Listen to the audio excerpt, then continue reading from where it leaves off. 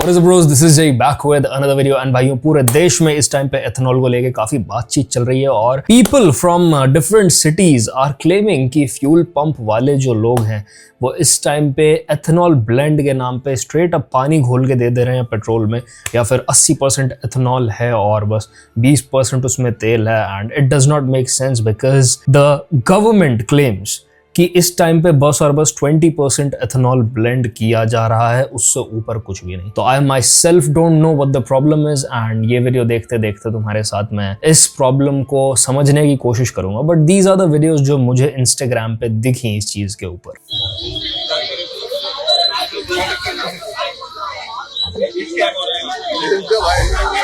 Petrol की quality देखो guys, power petrol की क्वालिटी है ये।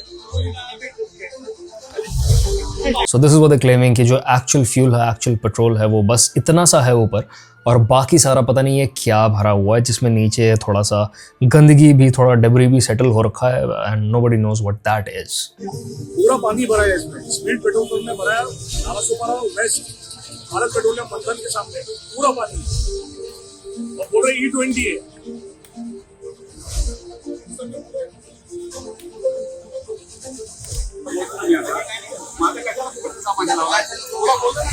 तो द रीजन वाई लोग फ्यूल स्टेशंस पे, पेट्रोल पंप्स पे इतना ज़्यादा खड़े हुए हैं और भीड़ लगा रहे हैं इज बिकॉज बहुत सारे फ्यूल स्टेशंस ने ये नोटिस लगा दिया है अपने स्टेशंस के ऊपर कि भाई एक बार फ्यूल भरवाने के बाद आप यहाँ से निकले, the second that you leave और प्रेमिस और प्रॉपर्टी यानी कि फ्यूल स्टेशन का boundary, they are not responsible for what happens to your vehicles. और ये एक बहुत अजीब चीज है। तो nobody knows एग्जैक्ट प्रॉब्लम क्या है, क्या पीछे से ही कुछ दिक्कत आ रही है, क्या मॉइस्चर की वजह से ऐसा हो रहा है, क्या ये लोग इंटरनेट पे आगे झूठ बोल रहे हैं, या फिर फ्यूल स्टेशंस जो हैं वो कुछ गड़बड़ कर रहे हैं प्रॉफिट ज्यादा बनाने के लिए। nobody knows what the exact problem is, but problem है और उसके बहुत सारे वीडियोस सामने देखने को मिल रहे हैं। For example look at this one. Lava बनन लाग रही है, कौन सा पंप का है यो लिया यो ऊपरला तो है पेट्रोल है और बाकी पानी। देख लो भाई कितनी महंगी चीज बिक रही है, 103 रुपए लीटर। और यो भी कड़ा है, पेट्रोल कड़ा है। यो देख ले, प्योर है, प्योर मंजीरा मिला रखे भाई, वो मिला रखे इसमें। ये वीडियो हिसार की है। और हरियाणवी आदमी का प्रॉब्लम क्या होता है ना, साला खाई में भी लटका होगा ना तब भी सरकास्टिक जोक्स मारेगा। That's a Haryana only problem भाई। ठीक है, कई कलर का सिस्टम है ना, ये देख लो भाई, न्यारी न्यारी बोतल गदरफंड में चाह रखा, कीड़े पड़ेंगे सड़ेंगे। जो मीडियम जूस वाले आया कर मैं यो भी petrol. There's absolutely no way कि रिफाइनरी से जो फ्यूल आ रहा है, चाहे वो ब्लेंडेड भी हो, वो इतना ज़्यादा ब्लेंडेड है या फिर उसमें स्ट्रेट अप पानी भर के दिया जा रहा है। डेफिनेटली जो फ्यूल स्टेशंस हैं, जो पेट्रोल पंप्स हैं, वो कुछ गड़बड़ कर रहे हैं, या फिर ये लोग जो वीडियोस बना रहे हैं ये कुछ गड़बड़ कर रहे हैं। बिकॉज 20% एथेनॉल अलग से दिख जाता है, नीचे सेटल हो जाता है, but for the fuel to be this blended, ये बहुत अजीब चीज है। गन्ने का जूस 103 रुपए लीटर। तो आओ भाई आज इसी सिचुएशन को समझने की कोशिश करेंगे। And I have picked this video from the Sham Sharma show, which is called How Gadkari Went from India's Best Minister to the Biggest Meme.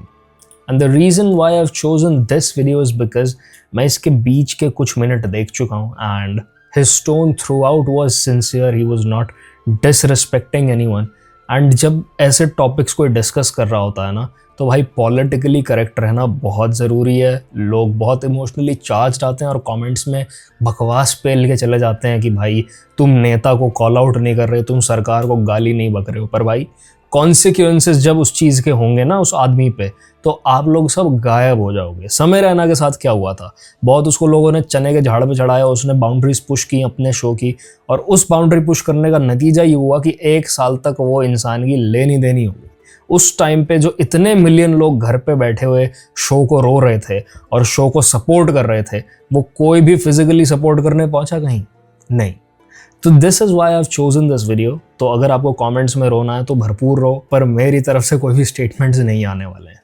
Nitin Gadkari, आजकल जब भी आप ये नाम सुनते हैं तो आपके दिमाग में शायद एक ही चीज आती होगी, ये साले लौंडे मुझे जबरदस्ती गन्ने के खेत दिखलाने ले जाना चाहते हैं। क्यों देखूं मैं गन्ने के खेत? One of the best scenes of जब वी मेट भाई. I loved this character. गन्ने के खेत में नहीं देखना मुझे गन्ने के खेत। रिसेंटली गडकरी जी ने जब से एथेनॉल की पॉलिसी अनाउंस की है 100% इथेनॉल इसके नियम बनकर उसको आज कानूनी रूप से प्रक्रिया देने वाली फाइल पर मैंने साइन की है। भारत में 100% एथेनॉल फ्यूल को मंजूरी मिल गई है। अब इस फैसले के बाद पूरी तरह से एथेनॉल पर चलने वाली गाड़ियों का मार्केट में उतरने का रास्ता साफ हो गया है। तब से लोग गडकरी जी से नाराज हैं। नितिन गडकरी भड़वे, अब एक बात बताओ मुझे, ये 58 लाख रुपए की गाड़ी, इसमें E30 डाल के जो इसमें नुकसान होगा वो तू या तेरे बेटे भरेंगे। E20 फ्यूल की वजह से क्लासिक 500 की थ्रोटल बॉडी का देखो क्या हाल हो चुका है, ये चेक करिए। ये मर्सिडीज हमारे पास आई है जिसमें इथेनॉल ब्लेंडिंग की वजह से इसका जो टैंक है वो चोक हो गया है। इनफैक्ट इनकी फैमिली के ऊपर कुछ okay, so the government is claiming कि ये जितने भी रस्टिंग के इश्यूज हो रहे हैं या जो भी इस तरीके के इश्यूज लोग इंटरनेट पर दिखा रहे हैं, ये सारे फॉल्स हैं, ये सारा प्रोपेगेंडा है और इसको फैलाया जा रहा है बाय सर्टेन अकाउंट्स। बट फिर रिसेंटली सौरव जोशी ने एक वीडियो अपलोड की जिसमें उसने मिडल ऑफ द व्लॉग ये क्लेम किया कि भाई मैं अपनी मर्सिडीज़ में फ्यूल डलवाने से डर रहा हूँ क्योंकि मेरी जो गाड़ी की एवरेज है वो इस लेवल पे गिर चुकी है कि अब मुझे ऐसा लग रहा है ये कुछ दिनों में बंद हो जाएगी। तो इस चीज पे ऑफिशियली मर्सिडीज ने रिप्लाई करते हुए कहा, at Mercedes Benz customer safety, vehicle reliability and performance are of paramount importance to us. All Mercedes-Benz petrol BS6 vehicles are materially compatible with E20 fuel and certified accordingly by relevant authorities. We are happy to support customers for any technical queries. और उसके बाद सौरव जोशी ने अपना vlog delete कर दिया क्योंकि भाई obviously just like I said सब पॉलिटिकली करेक्ट रहना चाहते हैं, किसी को भी लीगल पंगों में नहीं फंसना है। तूफान से लड़ा नहीं जाता, तूफान से छुपा जाता है। फिर मैंने इंटरनेट पे क्योंकि वीडियोस देखे थे वे पीपल वर क्लेमिंग कि भाई मर्सिडीज के यूजर मैनुअल में कुछ और लिखा है जो गाड़ी के साथ आती है और मर्सिडीज इस टाइम पे ऑनलाइन कुछ और बोल रही है। तो मैंने इसके ऊपर सर्च किया and I asked Gemini, does their manual claim that anything over 10% blend will cause damage to car's components? And yes, older Mercedes-Benz manuals explicitly state that using fuel with more than 10% ethanol can cause engine fuel system damage. When the internet pulled up the official Mercedes-Benz India owner's manual for models printed between 2020 and 2023, such as Saurav Joshi's 2021 GLC, they found warnings that directly contradict with the company's recent public statements. Exact warning मैं पढ़ देता हूँ. The manual literally states, under the fuel quality section, even small amounts of wrong fuel could result in damage to the fuel system, the engine, and all the emission control system. The text explicitly caps compatibility at E10. Anything higher like E15 or E20 is systematically categorized by the original car's documentation as the wrong fuel capable of causing corrosion. तो contradiction यहाँ पे ये हो गई कि the company's recent advisory claims that all BS6 cars are materially compatible. This implies that the physical materials and plastics used since 2020 can technically withstand ethanol. However, the software calibration, fuel injection, and the emission components in those older model years were never legally certified or tuned for E20 when they left the factory, which is exactly why the physical manual warns against. तो अब ये situation बहुत confusing है क्योंकि जो 2024 के बाद वाले E20 कंपैटिबल मॉडल्स हैं उनमें आपको ये दिक्कतें देखने को नहीं मिलेंगी। प्रॉब्लम सारे उन मॉडल्स में आ रही हैं जो E10 कंपैटिबल बनाए गए थे क्योंकि E10 कंपैटिबल व्हीकल के यूज किए हुए कंपोनेंट्स जो हैं वो ज़्यादा डेलिकेट हैं। इवन द ओल्डर मॉडल्स जो BS3, BS4 इंजन हैं उनमें इतनी दिक्कत नहीं आ रही है जितनी बाद वालों में आ रही है because of the delicate components. पर कंपनी इस टाइम पे ये क्लेम कर रही है कि भाई हमने तो एकदम कंपैटिबल बना रखा और हमारी तरफ से कोई दिक्कत नहीं है। But the people who own the vehicles are reporting these problems और उनके व्हीकल्स एक्टिवली खराब हो रहे हैं। तो something weird is going on. झूठ कहाँ है, किस लेवल पे है और कौन एग्जैक्टली बोल रहा है, इसका पता लगाना इस टाइम पे बहुत मुश्किल हो चुका है। के भी एलिगेशंस लगे हैं। बात और खराब इससे भी हो गई है कि जब भी इनसे इन चीजों के बारे में सवाल पूछा जाता है तो वो और भी नाराज हो जाते हैं। तुम्हें बाद में बात करेंगे नहीं तो पुलिस बुला के बाहर निकाल दूंगा। एग्जैक्टली।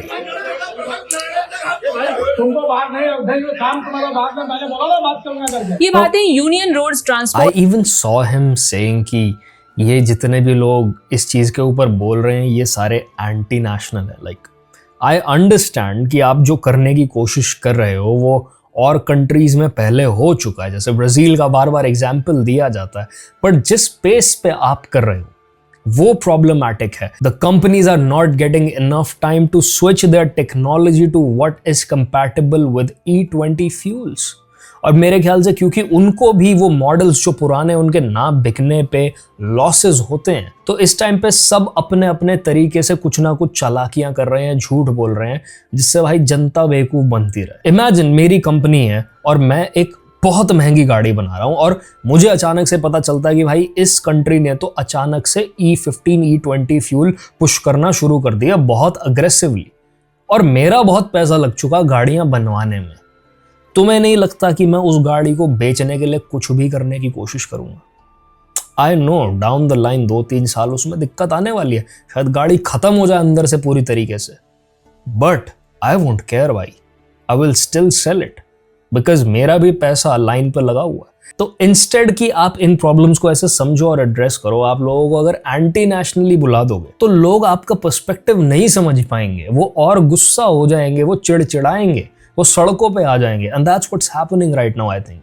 और हाईवे मंत्री नितिन गडकरी ने कही हैं। उन्होंने कहा कि वो एक पेड पॉलिटिकल कैंपेन का शिकार हो गए हैं। लेकिन सबसे शॉकिंग बात मैं आपको बताता हूं कि शायद आपको जान के ये सरप्राइज हो कि एक समय था कि गडकरी जी, जिनको आज बेसिकली एक मीम बना दिया गया है इंस्टाग्राम पे, वो एक समय पे इतने पॉपुलर थे कि उनको ऑपोजिशन लीडर से सपोर्ट और कॉम्प्लीमेंट्स मिलते थे। ऑपोजिशन एक समय पे उनको अपने गठबंधन का लीडर बनाना चाहती थी। एक समय पे वो प्राइम मिनिस्टर मोदी के सक्सेसर की तरह देखे जाते थे। 2014 से ये सबसे लंबे समय तक union minister for road transport और हाईवेज रहे हैं। इंडिया की रोड इंफ्रास्ट्रक्चर इन्होंने जेन्युइनली ट्रांसफॉर्म की है और 2026 में वही आदमी सबसे ज्यादा मीम्ड, क्रिटिसाइज्ड और पॉलिटिकली बिलीगर्ड मिनिस्टर बन गया है। तो हम देखते हैं कि गडकरी जी के साथ ये पिछले सालों में कैसे इतनी सारी कंट्रोवर्सीज ने एक ऐसे आदमी को जो एक समय पे मोदी जी का सक्सेसर तक माना जाता था, उसको एक मीम बनाकर रख दिया है। और क्या ये सही मायने में भारत के सबसे खराब मिनिस्टर है? हेलो श्याम शर्मा शो के इस एपिसोड में आपका बहुत बहुत स्वागत है।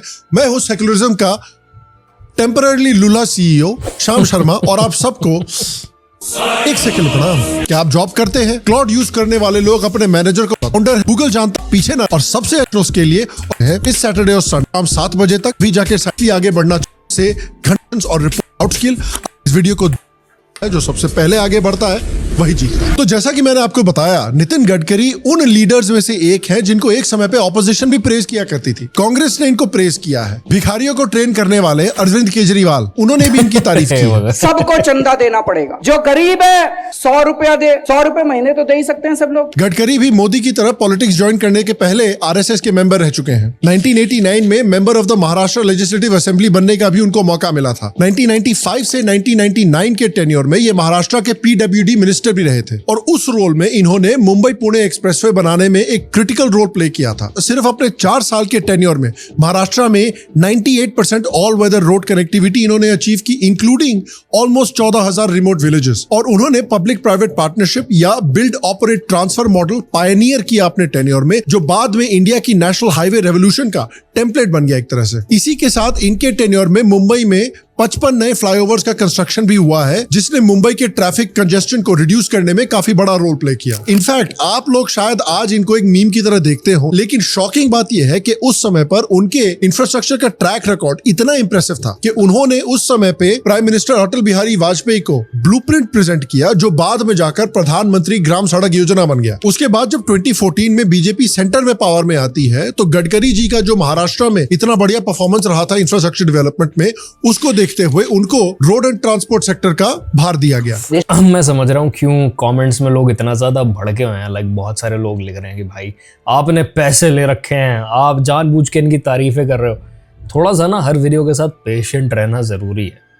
आपको ये समझना जरूरी है कि इंसान ना सीधा गाली बकना शुरू नहीं कर सकता किसी को जस्ट बिकॉज आप इतने इमोशन के साथ उस वीडियो पे क्लिक कर रहे हो, आप इमोशनली चार्ज्ड हो। A person who is putting their face out there has a responsibility to sound neutral, to stay neutral, to follow certain boundaries, क्योंकि वंस अगेन जब कॉन्सिक्वेंस उसके सर पे पड़ेंगे तो उसको अकेले ही झेलने पड़ेंगे भाई। तो हाँ, आई एम प्रीटी श्योर जो इम्पेशेंट लोग हैं जिनको वीडियो खुलते ही गाली सुनने का मन है उस इंसान के लिए, वो इस तरीके के कमेंट्स छोड़ के जाते हैं कि भाई तुमने पैसे खा रखे हैं। इसमें 600 से ज्यादा डिस्ट्रिक्ट है। हर डिस्ट्रिक्ट हेडक्वार्टर को पिछले 10 साल में हाईवे से कनेक्शन हुआ। Every tourism place is on a national highway. A cornerstone of this blueprint is the development of 50,000 kilometers of access controlled expressways at an estimated cost of 20 trillion rupees. After development of the road, the per capita income, agriculture growth rate, the industrial clusters, everything in all sectors, the development started.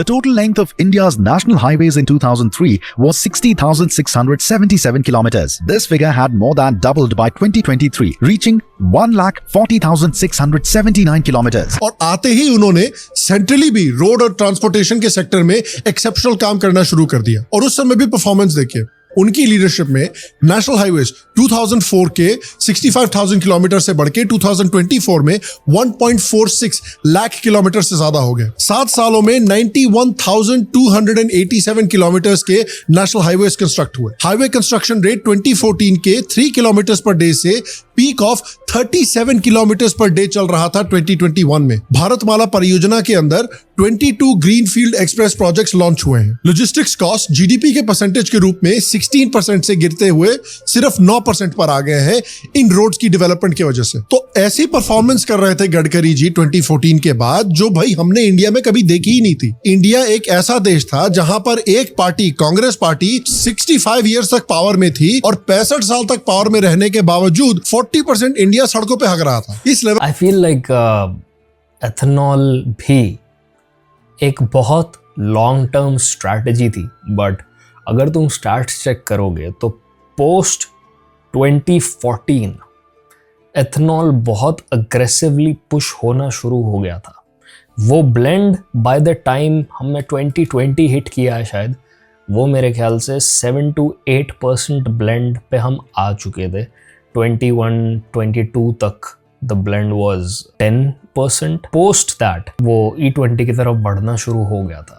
And अभी तो recently confirm हो ही चुका है कि E20 ही हम सबकी गाड़ियों में जा रहा है। और मुद्दा इस बात का अब बन गया है, पर ये इन्होंने धीरे धीरे कर दिया था 2025 के आसपास ही, अब 2025 के बीच में, क्योंकि मुझे भी पर्सनली अपनी बाइक में तभी से वो हिकअप्स वाली प्रॉब्लम आ रही है। जब फ्यूल थोड़ा सा बचता है, 1/4 टैंक बचा होता है मेरा फ्यूल का, तो मैं ऊपर से देखता हूँ तो फ्यूल है, पर जैसे ही मैं उसका RPM खींचता हूँ, जैसे ही मैं रेव करता हूँ, उसी टाइम मेरी बाइक हिकअप्स लेना शुरू हो जाती है। क्यों? बिकॉज नीचे एथेनॉल बचा हुआ है, वो एक्चुअल फ्यूल नहीं है। तो हाँ भाई, ये अब दिक्कत आ रही है, पर क्या ही कर सकते हैं। का प्रोग्रेस भारत को 65 सालों तक देखना पड़ा था। अब एक ऐसी गवर्नमेंट आ गई थी जो वर्ल्ड रिकॉर्ड स्पीड पे इंफ्रास्ट्रक्चर डेवलप कर रही है, और इसी काम की वजह से गडकरी भारत के one of the most popular ministers भी बन गए थे। वॉल्टर एंडरसन ने कहा था कि आरएसएस गडकरी के सक्सेस को देख के ये भी सोच रही है कि शायद वो योगी की जगह मोदी के सक्सेसर बन सकते हैं। एक तो साला एंडरसन सुनते ही दिमाग में ये क्लिप आ जाती है, एंडरसन एंडरसन, हम एंडरसन को पुकार रहे हैं, एंडरसन नहीं आ रहा। Anderson where are you? In fact एक शॉकिंग अफवाह भी फैली थी एक समय पे कि इंडिया अलायंस वालों ने गडकरी को अप्रोच किया था इंडिया अलायंस के लीडर बनने के लिए, क्योंकि गडकरी अपने काम के लिए इतने पॉपुलर थे। If you are going to become a prime minister, we will support you. Modi ji का समय खत्म हो गया है और देश में बदलाव चाहता है, और बीजेपी का राष्ट्रीय अध्यक्ष भी अपने मर्जी से चुनना चाहता है। इंडिया टुडे जैसे मल्टीपल आउटलेट्स ने सर्वेस किए थे मूड ऑफ द नेशन के, जो दिखाते थे कि ये पब्लिक के मन में प्राइम मिनिस्टर मोदी के प्रॉपर सक्सेसर हो सकते हैं। आज ये सब सुन के भले ही आपको सरप्राइज हो रहा हो, आज ये सुन के कि भाई गडकरी जी मोदी जी के सक्सेसर बन सकते थे, वो सुन के आपको ये लगे कि अचानक से अर्जुन कपूर को कास्ट कर दिया गया है as the next James Bond. Hi, I am Bond, James Bond, martini please, shaken not stirred. लेकिन देखिए, रैप में एक कहावत है, मोर मनी मोर प्रॉब्लम्स। उसी तरह से अगर आप मोदी के लेवल का हाई प्रोफाइल चाहते हैं, अगर आप मोदी का सक्सेसर बनना चाहते हैं, तो आपकी जो अचीवमेंट्स हैं वो भी मोदी के लेवल की होनी चाहिए, और आपका ट्रैक रिकॉर्ड भी स्पॉटलेस होना चाहिए। और यहीं पर आती है प्रॉब्लम इनिशियली इनकी इंफ्रास्ट्रक्चर से ही शुरू होती है। काफी लोग क्रिटिसाइज करने लग गए कि खासकर जो अर्बन एरियाज में इंफ्रास्ट्रक्चर डेवलपमेंट हो रही है, रोड्स बन रहे हैं। ये सोच रहा था कि मैं बोलूं ना बोलूं, बिकॉज जो इंफ्रास्ट्रक्चर भी इतनी स्पीड से बिल्ड किया गया है भाई, वो सड़कें कैसी हैं ना सबको पता है। परेशान है लोग, ऐसी कोई सड़क नहीं जिसमें गड्ढा ना हो इस टाइम पे। उनकी क्वालिटी अच्छी नहीं है। अब देखिए, to be fair to Gadkari ji, problem यह है कि भाई इंडिया में 2014 के बाद से एक वर्ल्ड रिकॉर्ड स्पीड से इंफ्रास्ट्रक्चर डेवलप किया गया है। मतलब इंफ्रास्ट्रक्चर की इतनी बुरी हालत थी कांग्रेस के समय पे कि भाई बेसिकली सब सहारन लेवल्स पे इंडिया की हालत हो रखी थी। उस सब सहारन लेवल से एक मिडिल इनकम लेवल तक इंडिया को लाने की कोशिश की गई है पिछले 12 सालों में, और इसीलिए गडकरी जी ने भी एक वॉर फुटिंग पे रोड जो है, हाईवेज जो है वो डेवलप किए हैं। और इस this is also true guys, like all of these highways, expressways, flyovers, ये सारे अभी रिसेंट टाइम में ही अचानक से बने हैं। We have seen it happen in front of our eyes. उससे पहले ये सब नहीं था, उससे पहले ट्रैवल करना इतना आसान नहीं था। बट हाँ, जो अब इंफ्रास्ट्रक्चर बना दिया है उसकी क्वालिटी पे, उसकी मेंटेनेंस पे कोई ध्यान नहीं है, उसकी हालत खराब हो रखी है। जैसे भी हो सकता है, क्योंकि सिंपली जो क्वांटिटी ऑफ रोड्स है वो इतनी तेजी से बढ़े हैं कि भाई पॉटहोल्स और मिस्टेक्स और क्वालिटी की भी थोड़ी प्रॉब्लम आ रही है। Gadkari ji, that's not an excuse when we're talking about highways, broadways, flyovers और even expressways. आप सोचो, आप अपनी गाड़ी एक्सप्रेसवे पे भगा रहे हो, आपने 140 की स्पीड गाड़ी की वहां लिखी हुई है, गाड़ी आपकी 120 नहीं चल पा रही क्योंकि आपका परिवार भी आपके पीछे बैठा हुआ है, और गाड़ी जैसी 120 पे जाती है, गड्ढा आता है या झटका पड़ता है और आपकी गाड़ी हवा में। और ऐसा मेरे साथ हो चुका है 1-2 बार। This is no excuse. I think this country has enough resources, enough manpower to focus on these issues. But जब तक हमारी कंट्री का पीछे छोड़ आगे बढ़ वाला बिहेवियर रहेगा ना, जब तक मानसिकता ऐसी रहेगी, तब तक कुछ नहीं हो सकता। खुद माना कि रोड एक्सीडेंट्स का एक बड़ा रीजन है पुअर डिजाइन और फॉल्टी डीपीआर यानी detail project reports. Fatalities caused by pothole-related accidents have surged 53% in just 5 years, with 9,438 lives lost nationwide between 2020 and 2024. बहुत सारे लोगों ने बोला भी है कि भाई ये जो रोड्स बन रहे हैं नए, उनकी क्वालिटी अच्छी नहीं है, उनमें पॉटहोल्स बहुत सारे हैं। अब देखिए, उनका पॉइंट वैलिड है कि भाई सिस्टमैटिक इंजीनियरिंग प्रॉब्लम्स की वजह से ये रोड्स की क्वालिटी खराब है, लेकिन अल्टीमेटली देखिए, गडकरी जी 1 डेकेड से ज्यादा से मिनिस्टर रहे हैं और अल्टीमेटली जो बक है वो उन्हीं के पास आकर रुकता है। फिर जुलाई 2025 में ये हालत और भी खराब हो गई जब एक साथ multiple high profile infrastructure failures news में आए। गुरुग्राम में एक ट्रक हाईवे सिंकहोल में गिर गया, मुंबई में एक 250 करोड़ का फ्लाईओवर ओपन होने के कुछ ही दिनों के बाद उसमें पॉटहोल्स डेवलप हो गए। ओडिशा में एक 60 करोड़ का फ्लाईओवर था, इनॉग्रेशन के सिर्फ 2 महीने के अंदर कोलैप्स हो गया। और इससे ऑब्वियसली क्योंकि अल्टीमेटली सेंटर में the situation is so bad कि आज के दिनों में ना लोग या तो बरसात के दिनों में बाहर निकलना ही नहीं चाहते घर से, और अगर निकलते भी हैं तो जिन एरियाज में पानी ज़्यादा भर गया ना, फॉर एग्जांपल मान लो मैं जीटी रोड की बात करता हूँ, मेरा रोज़ का आना जाना रहता ही है, तो अगर जीटी रोड पे हम चल रहे हैं और राइट साइड पे सारा पानी भर गया, वो ड्रेन नहीं हो पा रहा है और लेफ़्ट साइड सूखी हुई है और दिख रही है उस पर सड़क, तो सारी दुनिया लेफ्ट साइड पे ही चलती है, गाड़ियाँ, ट्रक, बाइकें, सब। Nobody trusts this thing कि भाई राइट साइड जहाँ पानी भरा हुआ है वहाँ पे सड़क भी होगी नीचे, क्योंकि लोगों की गाड़ियां धंस जा रही हैं भाई सड़कों में। एक ऐसा आपके सामने सीन हो जाए ना, अब जिंदगी भर उस चीज के साथ चांस नहीं लोगे। You will never drive in the space जहाँ पे पानी भरा हुआ है, बिकॉज यू डोंट नो कि नीचे कोई पॉट होल है कि नहीं है, और है तो कितना गहरा है। देयर वाज अ टाइम जब लोग भरे पानी में रिस्क ले लेते थे क्योंकि उनको एटलीस्ट ये भरोसा था कि भाई नीचे पक्की सड़क है। अब वो भी नहीं रहा, तो ऑब्वियसली यार लोग फ्रस्ट्रेट हो रहे हैं। Obviously you can not defend any politician और द सिस्टम ऑन दिस। ये गलत है हर तरीके से। करी जी हैं तो उनसे सवाल पूछा गया और उनका रिस्पॉन्स ये था, इस देश में टोटल 72 लाख किलोमीटर का टोटल रोड्स है, उसमें मैं केवल 1,50,000 किलोमीटर हूँ। अब मैं केवल नेशनल हाईवे का मंत्री हूँ, फिर स्टेट हाईवेज है, दिल्ली में डीडीए के रोड है, दिल्ली म्यूनिसिपल कॉर्पोरेशन के रोड है, दिल्ली स्टेट के रोड्स है, फिर अलग अलग प्रकार में रूरल रोड्स है, जिला पंचायत के डिस्ट्रिक्ट रोड्स है, स्टेट पीडब्ल्यूडी के रोड्स है, फिर कई एमएमआरडी है, कई एनआईटी है, उनके रोड्स है। तो I am only responsible for NH.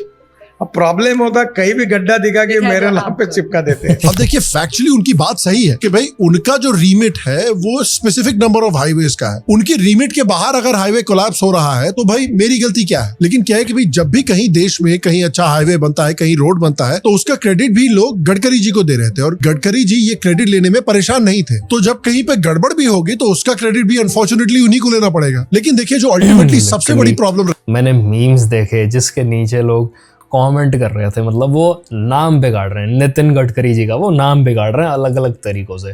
कोई कह रहा है नितिन गड़बड़ी, कोई कह रहा है नितिन गड्ढा करी। लाइक भाई सारे गड्ढों के लिए this man is responsible right now according to people. I think it's also because most of us, मैं सभी की बात करूंगा, me included, we do not understand how the system works, कि कितने लेयर्स हैं इस सिस्टम में।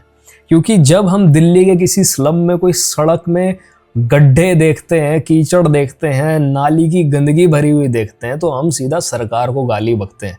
पर जब भी मैं उन चीज़ों के ऊपर डिटेल्ड वीडियोस देखता हूं तो मुझे रियलाइज़ होता है यहाँ पे तो आम आदमी पार्टी का आदमी बैठा हुआ है, यहाँ पे तो उस पार्टी का आदमी बैठा हुआ है। एंड देन आई रियलाइज कि डैम, मुझे इन चीज़ों के बारे में पता ही नहीं था। मैं तो बिना बात ही बैठा बैठा उबल रहा हूँ यहाँ पे कि भाई सरकार कुछ कर नहीं रही है। तो हाँ, ये भी एक रियलिटी है। बट वंस अगेन, अगर इतना इंफ्रास्ट्रक्चर बिल्ड करने की कैपेसिटी हमारा देश और हमारे देश के मंत्री रखते हैं, तो वो ये भी कैपेसिटी रखते हैं कि वो उसको मेंटेन कर पाएं और उसमें आने वाली प्रॉब्लम्स के लिए आंसरेबल रहें, रिस्पॉन्सिबल रहें। जस्ट माई व्यू भाई।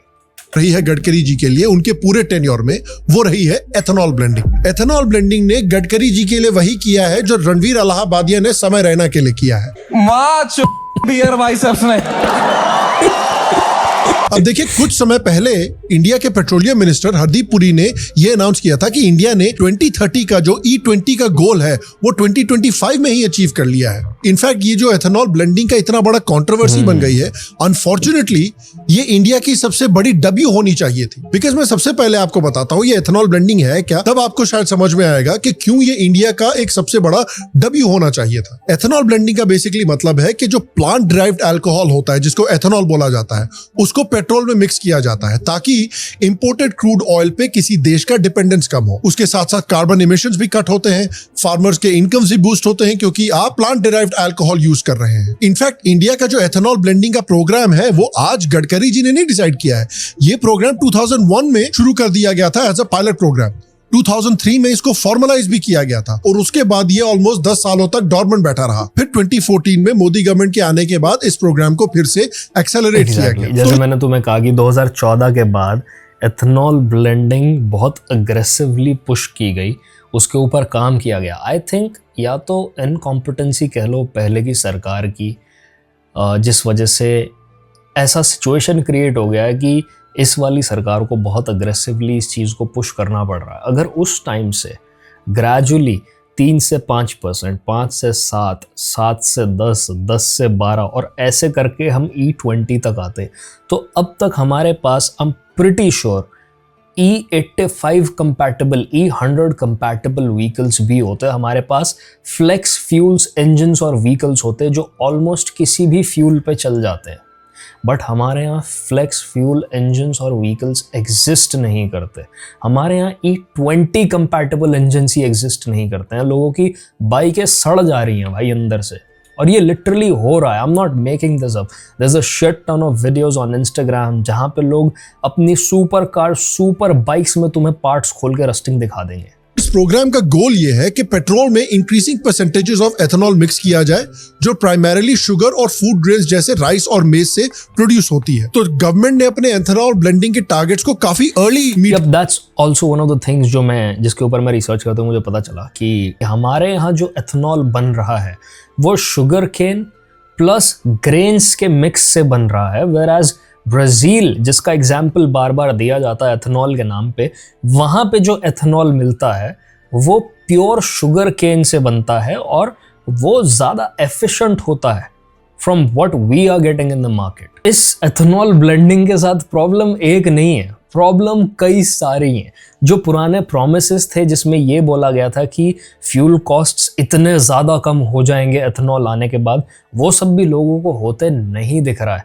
वो भी एक बहुत बड़ा प्रॉब्लम है इस टाइम पे, जिस वजह से लोग भड़के पड़े हैं कि भाई एक तो तुम ब्लेंडिंग कर रहे हो, और हम चलो एक बार को एक्सेप्ट कर भी लें इस ब्लेंडिंग को, हम अपनी गाड़ियाँ रिपेयर करवा लें, ज़्यादा मेंटेन करवा लें, सर्विसिंग करवा लें, पर उसके बाद फ्यूल कॉस्ट्स भी कम नहीं आ रहे। तो ऐसा क्यों हो रहा है? लोगों के बेसिकली ये सवाल है, ये इस टाइम पे उनका गुस्सा है। कर लिया है। और इनफैक्ट जून 2026 में तो गडकरी जी ने E100 के रूल साइन कर दिया है, यानी 100% ethanol based flex fuel vehicles भी अलाउड है। कि कल रात को 8:30 बजे मैंने फाइल पर साइन किया है, जो फाइल है कि 100% इथेनॉल अब कार में, स्कूटर में, कहीं भी ऑटोमोबाइल में यूज करने के स्टैंडर्ड्स के साथ उसके सर्कुलर को निकाल दिया है। इनफैक्ट गडकरी जी जो कि पेट्रोलियम मिनिस्टर हैं भी नहीं, लेकिन वो भारत में एथेनॉल के सबसे बड़े चैंपियन रहे हैं। इनकी एक्साइटमेंट को देख के हरदीप पुरी भी सोच रहे होंगे कि यार गडकरी जी कंट्रोल, मैं हूं पेट्रोलियम मिनिस्टर, मैं क्या करूं, जॉब छोड़ दूं फिर? तो देखिए गवर्नमेंट का जो रैशनल था एथेनॉल ब्लेंडिंग को लेकर वो बिल्कुल सिंपल है। ये आपको और मुझे भी समझ में आता है कि भाई इंडिया का जो 22 लाख करोड़ का एनुअल फॉसिल फ्यूल इंपोर्ट का बिल है वो कम होगा, एमिशंस कम होंगी, तो भाई जो एयर पोल्यूशन है बड़े बड़े शहरों में वो कम होगा, फार्मर्स की इनकम्स बूस्ट होगी, शुगर और ग्रेन के लिए एक नया मार्केट क्रिएट होगा। और इंडिया ने जो एथेनॉल ब्लेंडिंग का गोल अचीव किया है वो दुनिया के किसी भी एथेनॉल ब्लेंडिंग यूजिंग नेशन से ज्यादा तेजी से किया है। और गवर्नमेंट का अगर आप डेटा देखिए वो भी बहुत कंपेलिंग है। एंड मैं चाहता हूं कि आप इस डेटा को दिमाग में रखें, क्योंकि भले ही इस प्रोग्राम के साथ बहुत सारी प्रॉब्लम्स रही हैं, लेकिन अल्टीमेटली देखिए ये जो प्रोग्राम है ये एक अच्छा प्रोग्राम, और ये जो डेटा मैं आपको बताने जा रहा हूं ये आपको दिखाएगा क्यों ये एक अच्छा आइडिया है। 1.44 ट्रिलियन रुपीस के crude oil import cost save किए गए हैं। Approximately 245 lakh metric ton crude substitute किया गया है। कार्बन डाइऑक्साइड की सेविंग्स हुई हैं जो बेसिकली 30 करोड़ पेड़ लगाने के बराबर है। तो इतने क्लियर बेनिफिट्स के बावजूद नितिन गडकरी जो एक समय पे देश के फेवरेट मिनिस्टर्स में से एक हुए करते थे, वो फिर इतने बड़े मीम कैसे बन गए हैं? सबसे पहले तो देखिए इस पूरे मामले को लेके बहुत सारी अफवाहें फैलने लगी कि आपके इंजन में चींटियां घुस जाएंगी, आपकी पूरी की पूरी that's absolute bullshit। मगर कुछ लोग ना लिटरली मैंने प्रोफाइल्स देखी, वो इस चीज़ के ऊपर कंटेंट ही पेलने में लगे हैं। उनको बस ये समझ आ गया भाई इस आदमी को गाली बकने से व्यूज़ आ रहे हैं, तो वो लगे पड़े हैं। अब तुम उनकी प्रोफाइल जाके देखो तो वो पिछली 5 रील्स से ही उसी चीज़ को रो रहे हैं, उसी चीज़ को अलग अलग हुक्स के साथ री अपलोड कर रहे हैं। और भाई आई रिफ्यूज़ टू बिलीव कि किसी के टैंक पे चींटियाँ चढ़ जाएंगी या फिर मधुमक्खियाँ बैठ जाएंगी एथेनॉल की वजह से। अल्कोहल है वो, ये नहीं हो सकता, ये पॉसिबल ही नहीं है। गाड़ी खराब हो जाएगी, बट असलियत एग्जैक्टली ये नहीं है। लिटरली तुम अगर, मैं कह रहा हूँ गुड़ भी रगड़ दोगे ना अगर तुम अपनी बाइक के टैंक पे, तो जितनी चींटियां और जितनी मक्खियां चिपकी हुई दिखा रखी है ना भाई, मतलब ही नहीं इतनी बैठ जाए, मतलब ही नहीं। तो ओपन में थोड़ी रखेगा, टंकी बंद है, इंजेक्टर में डायरेक्ट इंजन में फायर होना है, तो चींटी कहाँ से घुस जाएगी वहाँ? चींटी तो खैर अभी हमने तो कुछ देखा नहीं ऐसा, चींटी वीटी जो बता रहे ना वैसा तो हमने भी नहीं देखा। ये देखो भाई अभी तो ऐसा कोई दिक्कत नहीं आ रहा, मेरे सामने कोई ऐसी प्रॉब्लम नहीं आई है किसी तरीके की, बढ़िया चल रहा है। और मैं ये सिर्फ सारी चीजें यूज करता हूँ, लेकिन मुझे तो कोई दिक्कत नहीं आई है। गाड़ी का परफॉर्मेंस अच्छा है, हर एक चीज अच्छा है, कोई मुझे दिक्कत नहीं आई। अब लोग क्या कह रहे हैं उनको नहीं पता, लेकिन परफॉर्मेंस ने डेफिनेटली डिप लिया है। और मैं जैसे तुम्हें बता रहा हूँ 2025 के मिड से ही E20 आ चुका है पूरी तरीके से। लाइक लिटरली अगर मैं चार्ट्स देखूँ इस चीज़ के, क्योंकि मैं ग्रॉक पे लगा हुआ था इससे पूछने में, तो ये देखो भाई 2001 pilot projects for ethanol blending E5 5% ethanol started in a few states. 2003 formal ethanol blended EBP program launched with 5% blending in 9 states plus 4 UTs. 2006 expanded to more states across India, still mostly 5% blend. 2010's blending remained low around 1 to 5% for many years due to supply issues. 2014 onwards, big push under Modi government, blending percentage rose steadily. 2021 to 22 average blending reached 8 to 10%. E10 compatible vehicles इस time पे आ चुके थे और यही vehicles हैं जिनके साथ सबसे ज्यादा प्रॉब्लम आ रहा है। 2023 to 25 rapid increase, यहाँ प्रॉब्लम शुरू हुआ है। E20 20% ethanol rolled out nation wide, यानी कि 2025 से आप 20% एथेनॉल ब्लेंड फ्यूल यूज कर रहे हो। मुद्दा बस आज उठा और आपको आज पता चलना शुरू हो गया, या फिर कुछ पुराने व्हीकल्स में आज इश्यूज हो रहे हैं। इस वजह से आपको लग रहा है कि रातों रात E20 मिलना शुरू हो गया, बट ये रियलिटी नहीं है। जस्ट लाइक आई सेड, मैं अपने एक्सपीरियंस से तुम्हें बता रहा हूं कि मुझे 2025 के स्टार्ट से हिकअप्स मिल रहे हैं अपनी बाइक में, जब भी 1/4 फ्यूल बचता है मेरे टैंक में बाइक के। और मैं उस टाइम से समझ गया था कुछ गड़बड़ है इस फ्यूल के साथ, क्योंकि उससे पहले कभी नहीं हुआ।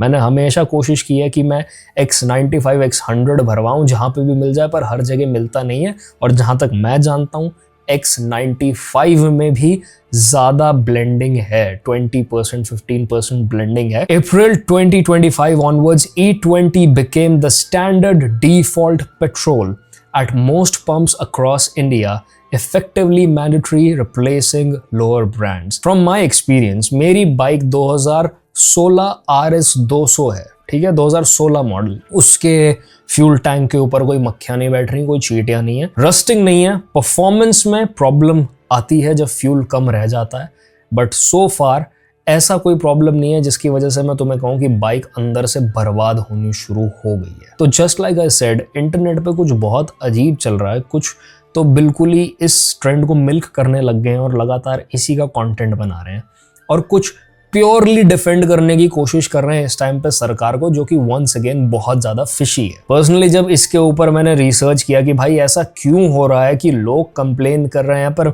मेरा जो 2016 मॉडल है उसमें ऐसी दिक्कत नहीं है, तो fuel system design, many 2023 models especially BS6 have more sensitive electronic fuel injection systems, plastic rubber parts and tighter tolerances optimized for E10. Those parts can degrade faster with E20. Your 2016 RS 200 has relatively simple, more robust fuel system, still BS4 era that is less delicate. तो हाँ, obviously जिन लोग के नए vehicles हैं, जिन्होंने नया नया invest किया, उनके 1-2 साल में खराब होंगे, तो वो थोड़ा उस चीज़ को लेके वोकल भी ज़्यादा होते हैं, वो गाली भी ज़्यादा बकते हैं। And another thing that it said was, newer vehicles are often used for short city rides और parked for longer periods. You mentioned many long trips, regular high-speed running keeps fuel circulating, evaporates moisture and reduces setting of water ethanol at the bottom. क्योंकि हाँ भाई, मैं जब भी bike निकालता हूँ I make sure कि मैं इस बाइक को थोड़ी देर कहीं खुले में भगाऊं, या फिर मेरा हर 2 महीने में एक लंबा ट्रिप लग जाता है। अनलाइक द लोकल व्हीकल्स जो अपने घर से ऑफिस तक या दुकान तक जाने के लिए इस्तेमाल होती हैं और फिर दिन के 8-8 घंटे एक जगह पे खड़ी रहती हैं। तो बरसात के टाइम पे अगर मॉइस्चर की वजह से पानी अंदर आ जाता है तो हमें ज्यादा कंपैटिबल और ज्यादा रोबस्ट टेक्नोलॉजी चाहिए, ज्यादा रोबस्ट पार्ट्स चाहिए जो उसको हैंडल कर पाए ऐसे मौसम में। कई तरीके से हो सकता है, लेकिन ये फ्यूल से नहीं। आपने E20 फ्यूल में कभी चींटी लगते देखा या गन्ने के रस के जैसा? मैंने नहीं देखा। मैं कहते झूठ बोलूं, मैं पूजा पाठ करने वाला आदमी, मैं कहते झूठ बोलूं। पहले E20 थे, जब तक तो ऐसी प्रॉब्लम आ नहीं रही थी। मेरे हिसाब से इवन दो ये एथेनॉल ब्लेंडिंग का आइडिया फंडामेंटली अच्छा है, सबसे बड़ी प्रॉब्लम इसमें रही है कम्युनिकेशन की और पब्लिक को चॉइस प्रोवाइड करने की। क्योंकि देखिए, एथेनॉल ब्लेंडिंग बाय इटसेल्फ कोई खराब चीज नहीं है। इनफैक्ट दूसरे कंट्रीज के एग्जांपल्स हैं कि कैसे उन्होंने एथेनॉल ब्लेंडिंग को यूज किया है और अपनी ऑयल डिपेंडेंसी कम की है। सबसे बढ़िया एग्जाम्पल है ब्राजील का। ब्राजील को दुनिया में एथेनॉल ब्लेंडिंग का लीडर माना जाता है। 1975 में ब्राजील को बहुत बड़ा ऑयल क्राइसिस हुआ था, जिसके बाद ब्राजील ने प्रोवाल कूल प्रोग्राम शुरू किया था एथेनॉल ब्लेंडिंग को प्रमोट करने के लिए। आज ब्राजील के पेट्रोल में लगभग 27% एथेनॉल मिलाया जाता है और देश में करोड़ों फ्लेक्स फ्यूल व्हीकल्स चलती हैं जो पेट्रोल और 100% एथेनॉल दोनों पर चल सकती हैं। इंटरनेशनल एनर्जी एजेंसी के मुताबिक इस पॉलिसी ने व्हिच मींस कि स्टैंडर्ड इज 27% ब्लेंड और आपके पास उससे ऊपर के ब्लेंड्स पे जाने के लिए ऑप्शंस हैं। So you might have 27, then you might have 50%, 60%, 85% blend and then you have pure ethanol. मेरे ख्याल से जितना blend बढ़ता जाता है उतना cost reduction होता जाता है। तो you have an option according to the kind of vehicle you own. अगर आपके पास flex fuel engine है तो आप 100% ethanol के साथ जा सकते हो and you won't have any issues. Brazil की इंपोर्टेड गैसोलीन पर डिपेंडेंस बहुत कम की है और ट्रांसपोर्ट सेक्टर के कार्बन एमिशंस भी सिग्निफिकेंटली रिड्यूस किए हैं। लेकिन इंडिया ने जो किया है और ब्राजील ने जो किया है, इसमें एक बहुत बड़ा डिफरेंस था। इंडिया ने ये जो एथेनॉल ब्लेंडिंग का प्रोग्राम है, ये 3 साल के अंदर अंदर बेसिकली लागू कर दिया है। ब्राजील को डेकेड्स लगे थे कंपैरेबल ब्लेंडिंग लेवल्स तक पहुंचने में। इस समय में ब्राजील ने एक प्रॉपर इंफ्रास्ट्रक्चर क्रिएट किया कंपैटिबल व्हीकल्स का, और उसके साथ साथ गवर्नमेंट प्रोग्राम्स बनाए जो कि कंज्यूमर अवेयरनेस डेवलप कर रहे थे कि भाई कैसे हमें एक पैरेलल इकोसिस्टम बिल्ड करना है और उसका क्या फायदा होगा। The longer Brazil waits to start mapping out its path to battery-powered cars, the harder it will be to keep up with the evolution of EV technology. Now, the point is that what Brazil could do, Brazil did 50 years back. Now the question is that whether we should use this, follow what a country like Brazil. Brazil की government ने gradually increasing target set किए थे। 1977 में 4.5% blending, 1980 में 15% blending, 2018 में 27% blending, और इसलिए producers और कंज्यूमर्स को 1918 से 2018 तक का उन्होंने टाइम लिया है।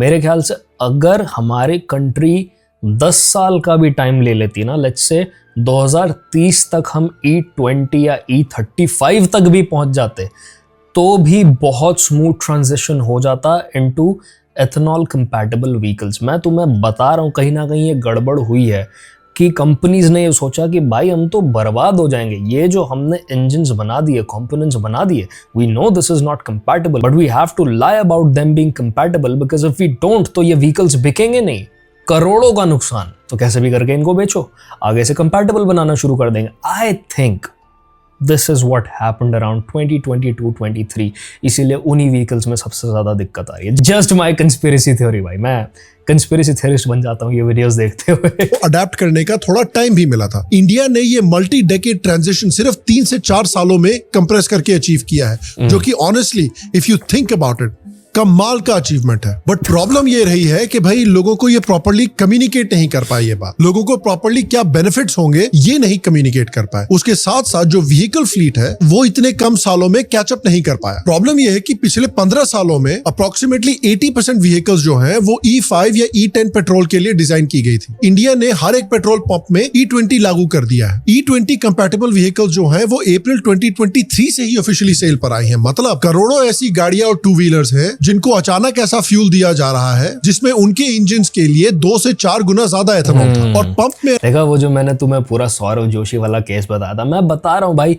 वो ऑनेस्ट बंदा है, ठीक है, वो रॉ, वो अनफिल्टर्ड बात करता है अपने व्लॉग्स में।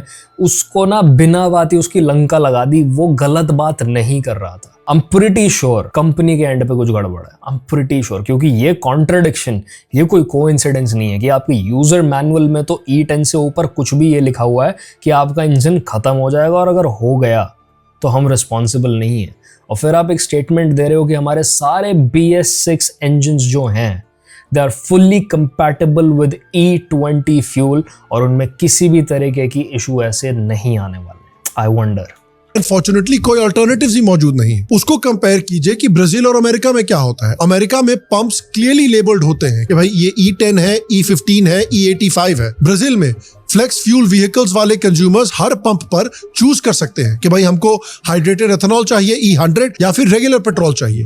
All gasoline sold in Brazil contains 30% ethanol. Most cars are equipped with flex fuel engines, a technology developed locally in the early 2000s that allows vehicles to run on any mix of the two fuels. At the pump, it's a daily choice: gasoline or ethanol. A combustible alcohol made from sugarcane. I think that's kind of happening in India right now. The 5% blend और the pure fuel XP100 जो है वो आपको कहीं पे शायद मिल सकता है, ऑल्दो XP100 तो आपको 167 कुछ का पड़ने वाला है पर लीटर, और रेगुलर फ्यूल आपको पड़ रहा है 102 रुपये का मेरे ख्याल से इस टाइम पे। तो इतना बड़ा गैप रेगुलर लोगों के लिए जिनके पास नॉन कंपैटिबल व्हीकल्स हैं जो E20 पे नहीं चल सकते, वो बहुत ह्यूज है। How will they afford to pay 167 rupees a liter? तो वो ना चाहते हुए भी उनको 102 वाले के लिए जाना पड़ेगा, which is 20% वाला ब्लेंड।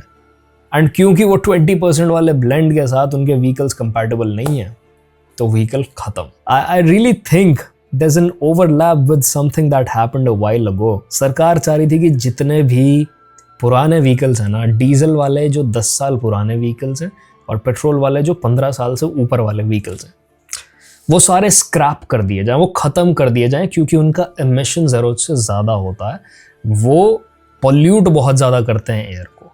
बट उसके लिए इतना ज़्यादा रेजिस्टेंस आया कि सरकार को वो पॉलिसी होल्ड पे डालनी पड़ गई।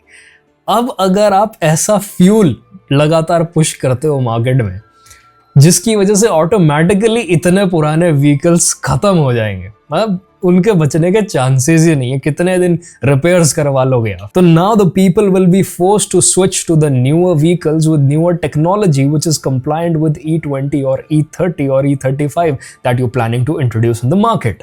तो इनडायरेक्ट रास्ता है भाइयों, पर आउटकम सेम ही है।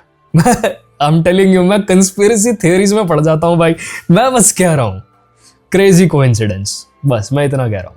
At the time, the fuel was offered at just 16 pumps in 5 cities. Today, it is available at all pumps across the country and has surpassed gas as the #1 fuel. Brazilian customer saved more than 500 million US dollars. India में problem ये हुई है कि भाई हमने कितनी बड़ी achievement की है इतनी जल्दी एथेनॉल ब्लेंडिंग करके, लेकिन हमने पब्लिक को ऑप्शंस नहीं दिए। इंडिया में E20 ने सिंपली सभी ऑप्शंस को रिप्लेस कर दिया है पेट्रोल पंप पर। और इंटरेस्टिंग बात यह है कि नीति आयोग ने खुद 2021 के रोड मैप में एक्सप्लिसिटली रेकमेंड किया था ओल्डर व्हीकल्स के लिए E10 अवेलेबल रखना, फेज रोल आउट करना, जो कंज्यूमर चॉइस। आपको स्टैंडर्ड जो बेस फ्यूल होता है वो E20 नहीं रखना चाहिए था, should have started with E10। उसके बाद जिनके पास E20 कंपैटिबल व्हीकल्स हैं वो सस्ता फ्यूल ले लो भाई, E20 ले लो।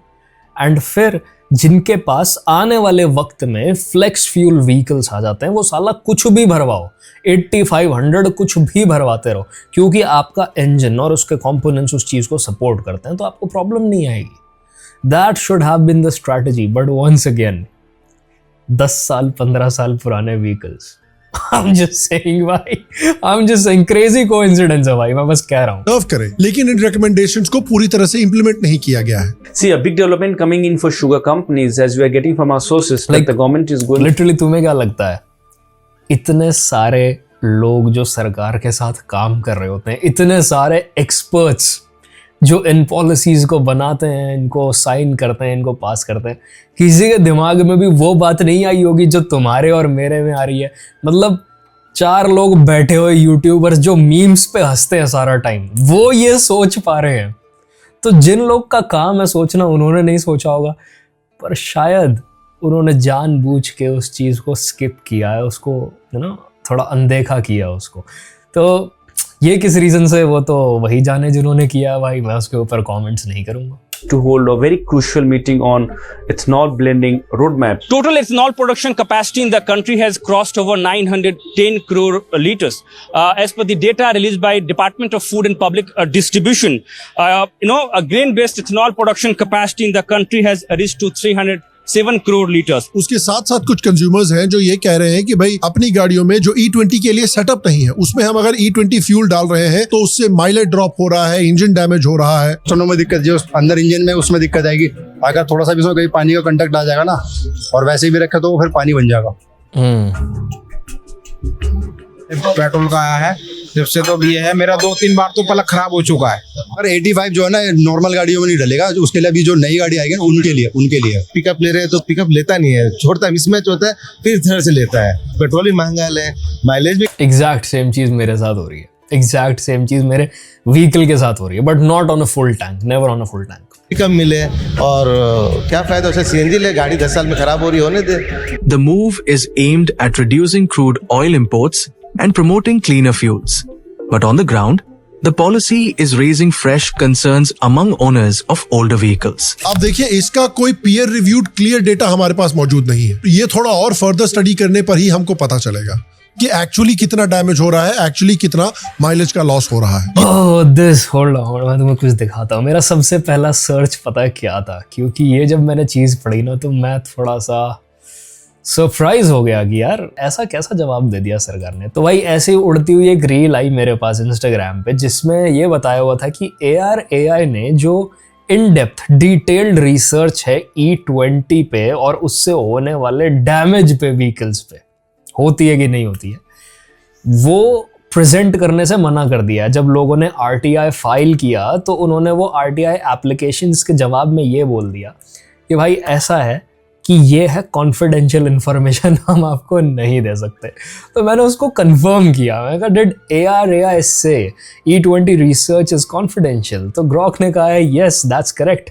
ARAI automotive research association of India conducted studies on E20 fuel 20% ethanol blend and the detailed research report has been treated as confidential. The Petroleum Ministry and ARAI declined to share the full E20 impact study, especially long-term effects on vehicles, engines, rubber components, etc. in response to RTI applications. They cited that the report contains confidential information and is exempt from public disclosure under the RTI Act. ARAI has publicly stated that E20 is safe based on their testing, no major damage found in durability trials, but they have not released full detailed report to the public. I mean, अगर आप report नहीं निकालोगे तो आपको ऐसा नहीं लगता at this point आप कह रहे हो ब्रो E20 से कुछ नहीं हो भाई, ट्रस्ट करना भाई नहीं है, तो आप कुछ ऐसी बात कर रहे हो, डेटा कहाँ है उसको सपोर्ट करने वाला। मैं बस ये कह रहा हूं अगर ये बात सच है और ये कह रहा है सच है और ये आर्टिकल सारे सर्च करके बताता है, तो ऐसा क्यों हो रहा है? ऐसे कैसे लोग बिलीव करें? क्योंकि मैं आपको एक रील दिखाता हूं भाई, लोगों की सुपर बाइक्स की वाट लग गई है इस टाइम पे। 20 is a political phenomena and all of us will just have to bend down and take it. I have been repeatedly asked about the ZX10 आ रहा है भाई, ये one of the most expensive bikes out there, one of the most famous super bikes out there, inline 4 1000cc engine। तो मैं लगता है इसमें ये चीप सामान लगाते होंगे। ये देखो आगे effects of E20 and how it is destroying our bikes. So this is the ethanol blended petrol which we are filling in our bikes. The top part as you can see is अब देखो ये एक fair चीज दिखा रहे हैं, वो 80% fuel है, ये HP का होगा, HP का ऐसा दिखता है रेड पिंकिश कलर का, और ये नीचे एथेनॉल है जो नीचे बैठ गया इस टाइम पे जाके। तो ये एक फेयर चीज़ है। मुझे नहीं पता भाई देहात में क्या हो रहा है, गरीब लोगों के साथ कुछ अलग ही स्कैम कर रहे हैं पेट्रोल पंप वाले कि उनको पानी भर के दे रहे हैं बोतलों में 2-2 लीटर की। मुझे नहीं पता वो कैसे हो रहा है, बट एक्चुअल ये है।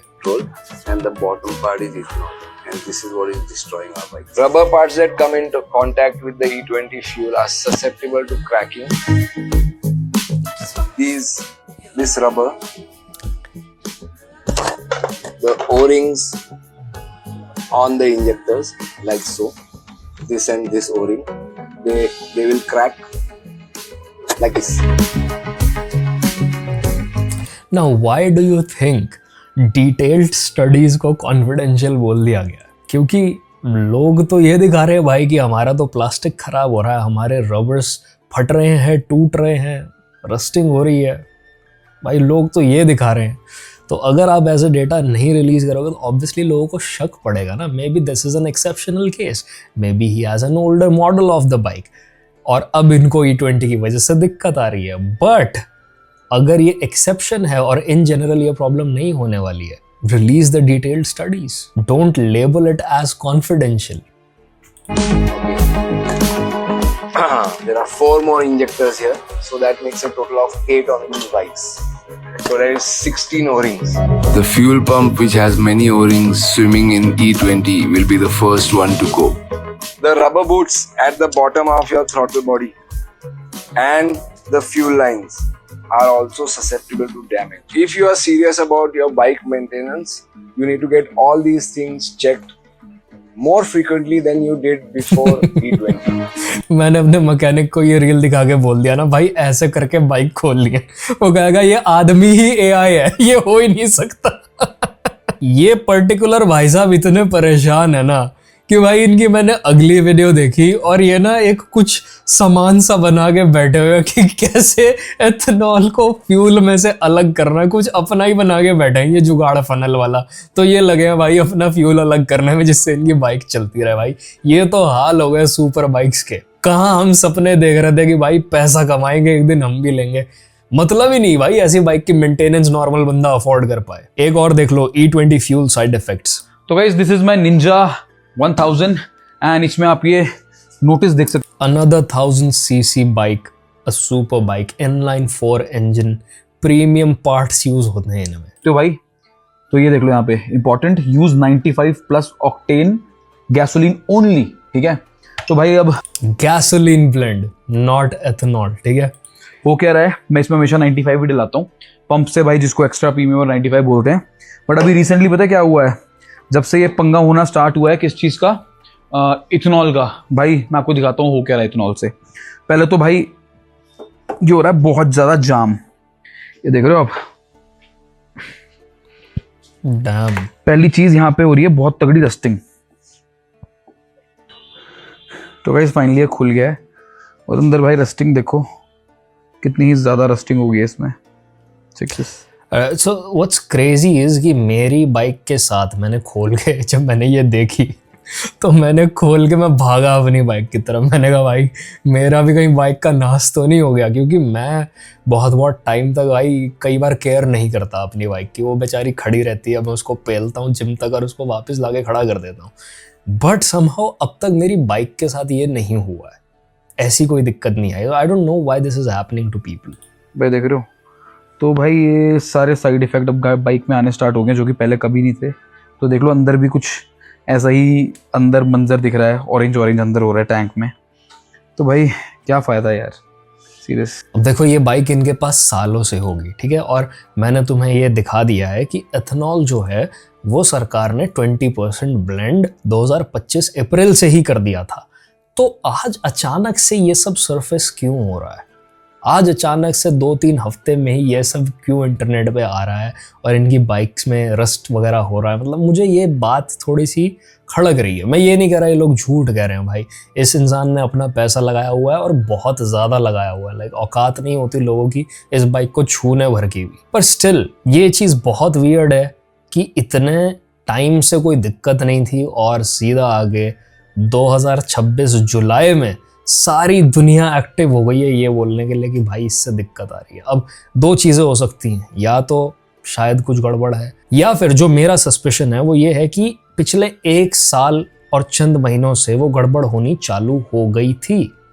But because the government was not transparent with the things they were doing, the blending, क्योंकि फ्यूल पंप्स पे फ्यूल के ऊपर नहीं लिखा हुआ था कि ये इतने % ब्लेंड है, तो लोग भरवाते चले गए और आज जाके साल बाद फाइनली उसके साइड इफेक्ट्स दिख रहे हैं। कोई कह रहा है your bike is anti national, a good bike would be happy with the sugarcane juice.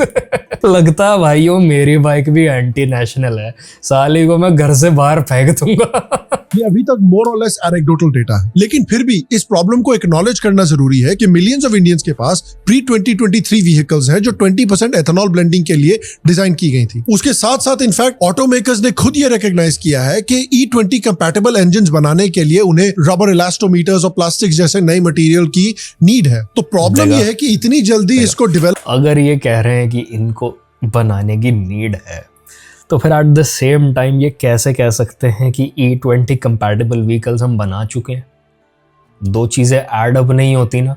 मैं तुम्हें कह रहा हूँ it's not just the government और the E20 fuel, it's also the companies जिन्होंने लोगों का बेवकूफ़ बनाया। Just my suspicion. करके इम्प्लीमेंट कर दिया गया है, लेकिन जो गाड़ियों का इकोसिस्टम है ये कैचअप नहीं कर पाया है। दूसरी बड़ी प्रॉब्लम ये है कि भाई ग्लोबली हर एक सक्सेसफुल एथेनॉल ब्लेंडिंग प्रोग्राम में एक कॉमन पैटर्न है, हायर एथेनॉल कंटेंट कंज्यूमर्स तक लोअर रिटेल प्राइसेस के थ्रू पास किया गया है। थाईलैंड में भी एथेनॉल ब्लेंडिंग होती है। गवर्नमेंट ने E20 को E10 से 5 बाथ, जो कि थाई करेंसी है, 5 बाथ पर लीटर तक सस्ता रखा है। मतलब consumers voluntarily higher blends choose करते हैं क्योंकि उनका पैसा बचता है। तो गवर्नमेंट उनको इंसेंटिवाइज कर रही है कि आप हायर ब्लेंड को चूज करें। अमेरिका में भी E15 जो है टिपिकली E10 गैसोलीन से 10 से 30 सेंट्स पर गैलन सस्ता रहता है। Gasoline with a higher ethanol content can save drivers money at the pump. Fuel with a higher ethanol content will... देखो ये लिखा हुआ ना यहाँ पे, कंटेन्स अप टू 10% एथेनॉल। ये ट्रांसपेरेंसी क्यों नहीं, ये कम्युनिकेशन क्यों नहीं है हमारे सरकार की तरफ से या हमारे फ्यूल स्टेशंस की तरफ से? ये क्या है कि आप कुछ भी भरे जा रहे हो और लोगों को पता ही नहीं उनकी बाइक में जा क्या रहा है। वो X95 भी भरवा रहे हैं, उसमें भी ब्लेंडिंग ज़्यादा निकल रही है। ऑब्वियसली खोपड़ी ख़राब होगी ना भाई उस आदमी की जो 34 लाख की बस बाइक चला रहा है, ऑब्वियसली होगी। Be available at least through May, which could potentially save you up to a quarter a gallon. Generally, the higher the ethanol blend, the lower the gas prices. Brazil में भी government ने ऐसा ही कुछ किया है कि भाई उन्होंने तो एथेनॉल प्राइसेस का सीलिंग सेट किया है जो कि पेट्रोल प्राइसेस से सिर्फ 65% तक ही जा सकते हैं। एथेनॉल कार्स के लिए रजिस्ट्रेशन टैक्सेस रिड्यूस किए हैं। कंज्यूमर्स जेन्युइनली पैसा बचाते हैं ethanol blend. Pure E10, E20, 85 मेरे ख्याल से हमारे यहाँ भी यही होना चाहिए था, बट हमारे यहाँ बेस 20 है, E10 भी बचा नहीं और आगे वाला भी क्या ब्लेंड है क्या नहीं। लोग तुक्के लगा रहे हैं इस टाइम पे कि HP का इतना है और उसका इतना है, जियो से भरवाओ तो ठीक निकलता है। तुक्के लग रहे हैं इस टाइम पे, किसी को कुछ नहीं पता को चूज करके। तो इन सारे देशों में कंज्यूमर्स के पास रियल चॉइस थी और रियल बेनिफिट भी मिल रहा था हायर ब्लेंड चूज करके। इंडिया ने अनफॉर्चुनेटली दोनों नहीं किया है अभी तक। हिस्टोरिकली एथेनॉल बनाना पेट्रोल से चीप होता है, लेकिन ये जो सेविंग्स है कंज्यूमर्स तक अभी तक नहीं पहुंच पा रही हैं। आज कायदे से बात करेंगे कि अगर 1 लीटर फ्यूल में 200 ml एथेनॉल है और 800 ml पेट्रोल है तो कीमत कम क्यों नहीं हो रही है? उतनी ही कीमत वसूली जा रही है जितनी पूरे के पूरे 1000 ml पेट्रोल की ली जाती थी। नीति आयोग ने 2021 के इसी रोड मैप में एक्सप्लिसिटली वार्न भी किया था कि कंज्यूमर एक्सेप्टेंस डिपेंड करती है हायर एथेनॉल ब्लेंड्स को पेट्रोल से सस्ता रखने पर, और उन्होंने रेकमेंड भी किया था कि भाई कंज्यूमर्स को टैक्स ब्रेक्स दिए जाए, रिटेल प्राइस कट्स दी जाए कि एथेनॉल की लोअर एनर्जी कंटेंट ऑफसेट करने के लिए। लेकिन ये भी अभी तक पूरी तरह से इंप्लीमेंट नहीं हुआ है। इनफैक्ट गडकरी जी ने 2018 में ही प्रॉमिस किया था कि एथेनॉल ब्लेंडिंग से पेट्रोल प्राइसेस 55 रुपीस पर लीटर तक आ जाएंगी। इनफैक्ट एक वीडियो में तो इन्होंने यहां तक बोला था कि पेट्रोल प्राइसेस 15 रुपीस पर लीटर आने वाले हैं। आप 120 रुपए जो पेट्रोल ले रहे हैं उसका भाव हम 15 रुपए लीटर करेंगे। अरे यार 15 रुपीस पर लीटर में तो गन्ने का जूस नहीं मिलता है, पेट्रोल क्या ही मिलेगा। इनफैक्ट पेट्रोल गन्ने का जूस 20 रुपए का गिलास। एट दिस पॉइंट आप किसकी बात को भरोसा करोगे भाई? मतलब इतना हद एग्जैजरेशन कि 15 रुपए पे हम ले आएंगे। 15 रुपए का क्या मिलता है आज की डेट में, मुझे तो ये बताओ। 71 रुपीस पर लीटर इन 2014 से बढ़कर ऑलमोस्ट 100 रुपीस पर लीटर 2026 में हो गया है। उसके ऊपर से कुछ लोग एलिगेशन लगा रहे हैं कि गडकरी जी ने इन्फ्लुएंसर्स को हायर करके E20 फ्यूल के ऊपर फॉल्स अप्रिसिएशन करवाया है, व्हिच इज इनसेन, क्योंकि यार इसका फॉल्स अप्रिसिएशन करने की जरूरत नहीं है। इसको तो असली में आप अप्रिशिएट कर सकते हैं। Ethanol blending is a good thing. उसके अलावा जो लोग इनसे सवाल पूछते हैं इस एथेनॉल ब्लेंडिंग के, it's a good thing only if you have the option to fuel up with E5, E10 और प्योर फ्यूल। अगर आपका ऑप्शन ही E20 रह जाएगा और आपका व्हीकल वंस अगेन कंपैटिबल नहीं है, that's not a good thing. बारे में उनको या तो एंटी नेशनल बोल देते हैं या फिर उनसे नाराज हो जाते हैं। Ethanol production happens from corn, wheat, rice and sugarcane. And out of these 4 crops, 3 crops are water guzzling crops. So अभी बैंगलोर में वाटर क्राइसिस चल रहा है। BMC ने बस एक नोटिफिकेशन दिया, they are going to cut the water supply by 5%. ये जो आर्गुमेंट करने वाले लोग हैं ना, हाँ, ये सबसे देश में एंटी नेशनल है। तुम्हें बाद में बात करेंगे नहीं तो पुलिस बुला के बाहर निकाल दूंगा। अबे जो आदमी ये कह रहा ना कि भाई पानी की शॉर्टेज चल रही भाई, वो आदमी एंटी नेशनल है भाइयों। तुम समझ, तुझे पानी की दिक्कत कैसे हुई साले? Anti national.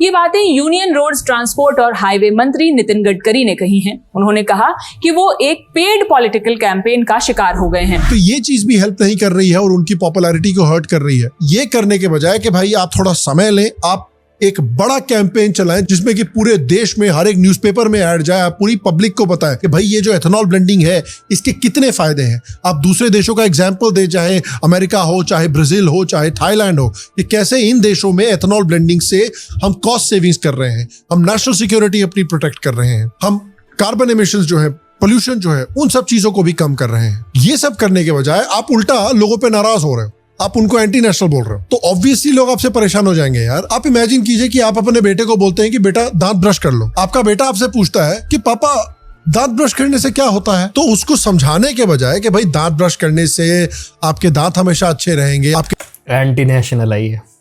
ये साला रात को ब्रश करके नहीं सो रहा, ये एंटी नेशनल, ये बॉम्ब लगाएगा एक दिन। ये दांत बुढ़ापे तक आपके साथ रहेंगे, आपको हार्ट की प्रॉब्लम्स नहीं होगी। उल्टा आप उसको ही गरियाने लगो कि साले दांत ब्रश कर ले वरना तेरे को एप्स्टीन आइलैंड पे छोड़ के आ जाऊंगा। तो यार ये तो काउंटर प्रोडक्टिव। बॉर्डर टाप जा, चल पाकिस्तान होले साले बिना ब्रश करने वाले बच्चे। उसके साथ जो एक और बहुत बड़ी प्रॉब्लम रही है जिससे कि गडकरी जी की रेपुटेशन को काफी ठेस पहुंच रही है इस समय पे, वो है कि उनके ऊपर जो एलिगेशंस लग रहे हैं सो कॉल्ड करप्शन के। क्योंकि गडकरी जी जो है वो एथेनॉल को काफी पुश कर रहे हैं और महाराष्ट्र की शुगर इंडस्ट्री के साथ उनके डीप पर्सनल कनेक्शंस भी हैं। गडकरी जी के डेकेड्स पुराने पर्सनल, पॉलिटिकल और फाइनेंशियल टाइज हैं महाराष्ट्र की शुगर कोऑपरेटिव सेक्टर में। तो लोग इसीलिए सवाल उठा रहे हैं कि भाई वो इतनी जोर से, इतनी तेजी से एथेनॉल पुश करने में क्यों लगे हुए हैं जिसमें इतना शुगर केन लगता है, जबकि इनके खुद के शुगर केन इंडस्ट्री में कनेक्शंस हैं। उसके साथ साथ ये और उनके बेटे जो हैं वो भी एक फर्म यूज करते हैं जिसको एथेनॉल ब्लेंडिंग से अलेजिडली फायदा हो रहा है। अब गडकरी जी कहते हैं कि by the way guys check this out, ये Sign Agro Industries and Infrastructure Limited के शेयर्स हैं भाइयों। तो ये मैक्स पे मैं गया, ये देखो, तो ये हम यहाँ से शुरू हुए 12.5 रुपये पे 2017-18 में, और ये ऐसे ही चलता रहा। ठीक है, यहाँ कहीं 2022 के आसपास आ गए, ये शेयर 68 रुपीज़ का हो गया। 2024 में आते आते दोबारा से ये शेयर 37-40 रुपीज़, मतलब यहीं कहीं बीच में हवर कर रहा था। अब तुम 2024 से 2025 में देखना, ये पहुँच गया 540। अब तुम देखो 2025 मिड से ये धड़ ऊपर, ये क्या हुआ, ये कैसे हुआ भाई? तो हाँ, लोगों के कंसर्न्स गलत नहीं है। तो इसीलिए अगर ये इमोशनल आर्ग्यूमेंट्स ना दें, लोगों को इंसल्ट ना करें, एंटी नेशनल ना बुलाए, हट फुट ना बोले, तो मेरे ख्याल से सिचुएशन बेटर तरीके से हैंडल की जा सकती है। By doing all of this he'll just end up pissing people off more. और अगर ये सही बात भी बोल रहे होंगे या फिर उनको लगता है कि मैं देश के लिए सही कर रहा हूँ और लोग फिर भी मेरे अगेंस्ट हो रहे हैं, तो भी none of his arguments will be listen to by the people, क्योंकि उनके शब्द गलत है। फैक्ट्री हमने पहले बनाई है, एथेनॉल पॉलिसी बाद में आई है। और मैंने इथेनॉल आने के पहले शुगर फैक्ट्री डाली थी, उसका बाय प्रोडक्ट है। और टोटल इथेनॉल के सप्लाई में भी, तो मैं देखता नहीं, मेरे लड़का देखता है, वो 0.5% भी सप्लाई नहीं है। तो वो लोग चिल्लाकर झूठा प्रचार कर रहे हैं कि भाई ये इनके फायदे, मेरा कोई संबंध नहीं इसके साथ। लेकिन यहाँ पर एक आप देख सकते हैं, लोग कह रहे हैं कि ये कॉन्फ्लिक्ट ऑफ इंटरेस्ट है। ये सिमिलर बात है जो मोहन यादव भी बोल रहे हैं मध्य प्रदेश में कि भाई जमीन हमने पहले से खरीद रखी है, अब बाद में हमको पता चला कि इंफ्रास्ट्रक्चर प्रोजेक्ट्स उसी जमीन के आसपास निकल के आने वाले हैं। तो जब इन सब चीजों के बारे में गडकरी जी से सवाल किया जाता है तो वो कहते हैं, बदले में थोड़ा वापस ले लिया तो कौन सा तेरी मिर्ची ने तुझसे साले। तो Shyam Sharma show has a Dhurandhar reference for almost every situation भाई। इन सब चीजों को अगर आप मिलाकर देखें, जो मिसस्टेप्स हुए हैं इस पॉजिटिव पॉलिसी को मार्केट करने में, प्रेजेंट करने में, आपको समझाने में, और इनके खुद के जो पर्सनल टाइज हैं शुगर केन इंडस्ट्री में, उस वजह से लोग मीम बना रहे हैं, गडकरी जी के 2030 विजन को एक्सप्लेन कर रहे हैं।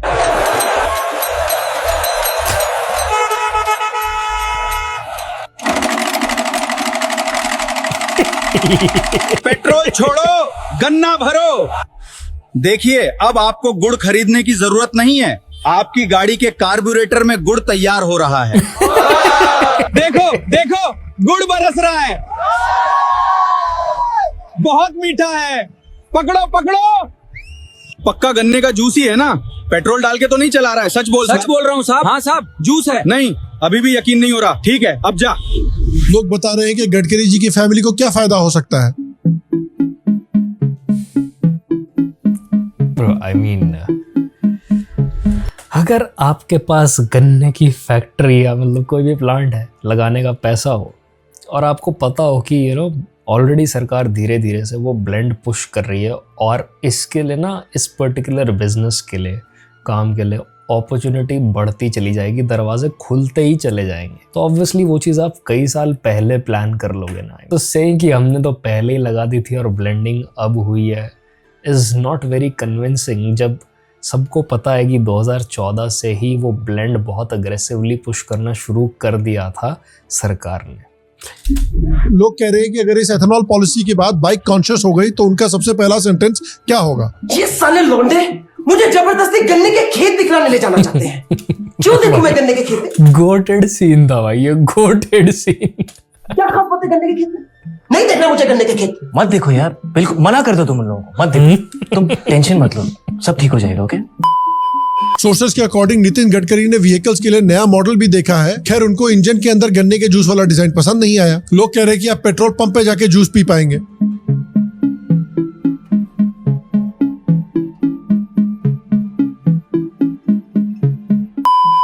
और मीम्स देखिए। Why isn't it possible? It's just not. EV manufacturers, it's not possible to use ethanol in electric vehicles. Gadkari ji. Why not, you stupid bastard? और मीम्स देखिए। एकदम कड़क माल है ना। तो देखिए अल्टीमेटली जो नितिन गडकरी का ऑरा लॉस हुआ है पिछले कुछ महीनों में, उससे कुछ बहुत क्लियर लेसन हमें देखने को मिलते हैं कि भाई भले आपका इंटेंशन सही हो, आपका आइडिया सही हो, लेकिन इम्प्लीमेंटेशन और कम्युनिकेशन भी उतना ही जरूरी है। क्योंकि ये अगर सही से नहीं होगा तो पूरा आइडिया बैठ जाएगा। मतलब ये बिल्कुल वैसा ही है कि अगर आदित्य धार ने अनाउंस किया कि वो एक्चुअली धुरंधर 3 ऑफिशियली बना रहे हैं, लेकिन रणवीर सिंह को उन्होंने लात मार के बाहर निकाल दिया और हमजा का रोल अब KRK प्ले करेगा। मगर क्यों?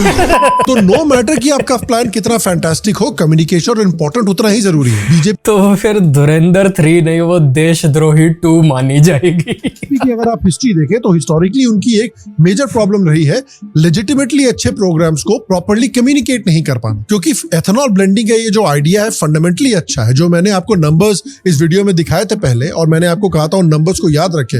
वो नंबर्स क्लियरली दिखाते हैं कि कस्टमर को बेनिफिट होता है, देश की एनर्जी सिक्योरिटी इंप्रूव होती है, गवर्नमेंट की ऑयल इंपोर्ट्स में डिपेंडेंसी कम होती है, एनवायरमेंट के लिए भी अच्छा है। लेकिन कुछ क्रूशल मिस्टेक्स हुए हैं इस एथेनॉल ब्लेंडिंग पॉलिसी को इंप्लीमेंट करने में। आप अगर ये पॉलिसी लाना भी चाहते हैं तो आपको फिर भी उन कस्टमर्स को कि जिनकी गाड़ियां E20 के लिए मे बी सूटेबल नहीं है, उनको फिर भी आप चॉइस प्रोवाइड कीजिए कि वो कौन सा फ्यूल यूज कर सके। कंज्यूमर्स को प्राइस की बेनिफिट देनी जरूरी है। अगर एथेनॉल पेट्रोल से सस्ता प्रोक्योर होता है तो वो डिफरेंस पेट्रोल पंप पे भी दिखना चाहिए। E20 को अगर आप materially, this is exactly what I just said, right, कि अगर आप सही बात भी बोलने चल रहे हो या आपके मन में आप भला करने ही चले हो किसी का, बट आपके शब्द खराब हैं, आप उस बात को कम्युनिकेट सही तरीके से नहीं कर रहे हो, तो आपको सामने से रेजिस्टेंस ही मिलने वाला है, आपको गाली ही पड़ने वाली है। हर चीज को करने का एक तरीका होता है, और जब आप इस लेवल ऑफ पावर को होल्ड करते हो तो with that power comes responsibility. You can not give emotional reactions to people's arguments. आपको बहुत ही स्ट्रैटेजिकली उनको हैंडल करने की जरूरत है। बट नहीं भाई, हम क्यों करें जब एंटी नेशनल बोल के लोगों को काम चलता है। तो E0 या E10 से सस्ता बनाएंगे तो आधी कंट्रोवर्सी रात भर में खत्म हो जाएगी। कस्टमर्स खुद हायर ब्लेंड चूज करने लगेंगे, बिकॉज इंडिया का जो कस्टमर है वो बहुत प्राइस सेंसिटिव होता है। द प्रॉब्लम इज कि लोगों को ऐसा लग रहा है हमसे चॉइस छीन ली गई है। The pushing this E20 fuel down और थ्रोट्स। अगर बस चंद महीनों के लिए E10, 20 एक साथ अवेलेबल कर दिया होता, आई एम प्रिटी श्योर लोग खुद E20 पे शिफ्ट कर जाते। E10 ना बराबर बिक रहा होता, क्योंकि जस्ट लाइक ही सेड, लोगों को यहाँ पे प्राइस से मतलब है। और अगर लोगों को सस्ते में कुछ मिल रहा है तो वो 100% सस्ते की तरफ जाने वाले हैं। बट इंस्टेड ये दिमाग लगाया जाता, सीधा E20 डाल दिया और E10 खत्म कर दिया भाई। लोअर ब्रांड्स फिर भी अवेलेबल रखिए। आप 2G एथेनॉल की तरफ भी मूव कर सकते हैं। Cellulosic biomass, agricultural residues, wood waste, municipal solid waste से जिनको वाटर की बहुत ज्यादा जरूरत नहीं पड़ती। तो लेजिटिमेटली अगर आप मुझसे पूछें कि क्या नितिन गडकरी इंडिया के सबसे खराब मिनिस्टर हैं, I don't think so. I think उनका जो ट्रैक रिकॉर्ड है, it speaks for itself. I think उन्होंने बहुत काम किया है देश के लिए। जो इंफ्रास्ट्रक्चर उन्होंने बनाया है पिछले 12 सालों में, यार वो कभी इंडिया की हिस्ट्री में उस लेवल पे इंफ्रास्ट्रक्चर नहीं बना है, रोड्स नहीं बने हैं, हाईवेज नहीं बने हैं। तो हाँ, ये जो एथेनॉल की पॉलिसी है ये बहुत बड़ी कंट्रोवर्सी बन के रह गई है, बहुत बड़ा प्रॉब्लम बन के रह गया, उनके लिए एक एल्बर्ट्रॉस अराउंड द नेक बन के रह गया। But that again goes to show कि कम्युनिकेशन और इंप्लीमेंटेशन कितना जरूरी होता है। बट मैं आपसे पूछना चाहता हूँ, क्या आपको भी लगता है कि नितिन गडकरी जो है वो इंडिया के सबसे खराब मिनिस्टर है, या आपको लगता है कि भाई इस एक बड़ी कंट्रोवर्सी की वजह से उनका जो पूरा ऑरा लॉस हो गया है और उनकी लेगेसी पर एक धब्बा बन के रह गया है? नीचे कमेंट सेक्शन में मुझे जरूर बताएं। बाकी मैं आपसे अगले एपिसोड में मिलूंगा, और तब तक के लिए स्वस्थ रहे, सुखी रहे, फिर मिलेंगे। और आप सबको as much as I think मुझे ये चीज कहनी नहीं चाहिए, क्योंकि ये कहते ही लोग और भड़क जाएंगे। बट भाई, you need to rise above problems, you need to earn enough money जिससे आप इन इश्यूज के ऊपर निकल पाओ। लाइफ में ज़्यादातर प्रॉब्लम से डील करने का यही सॉल्यूशन है। एंड वंस अगेन, तूफान से लड़ा नहीं जाता, तूफान से छुपा जाता है। अभी तूफान चल रहा है, ठीक है, इसको चलने दो, ये सेटल डाउन हो जाएगा और कुछ ना कुछ सॉल्यूशन निकल जाएगा। सो फॉर दोज जो इस तरीके का माइंडसेट शेयर करते हैं, तो भाई just focus on making money and rise above these problems. क्योंकि मैं वो सुपर बाइक वाले भाइयों के, कंटेंट क्रिएटर्स के कमेंट सेक्शन में देख रहा था कि लोग कह रहे हैं मतलब तू कुछ भी करेगा, तू एथेनॉल को अलग करने में लगा है तेल से, पर तू जाके प्रोटेस्ट नहीं करेगा, तू सरकार के अगेंस्ट नहीं बोलेगा। अरे मेरे भाई, वो अकेला बोल के क्या कर ले? अगर तुम में हिम्मत है तो तुम कमेंट सेक्शन में क्यों पड़े हो? तुम जाके प्रोटेस्ट करो।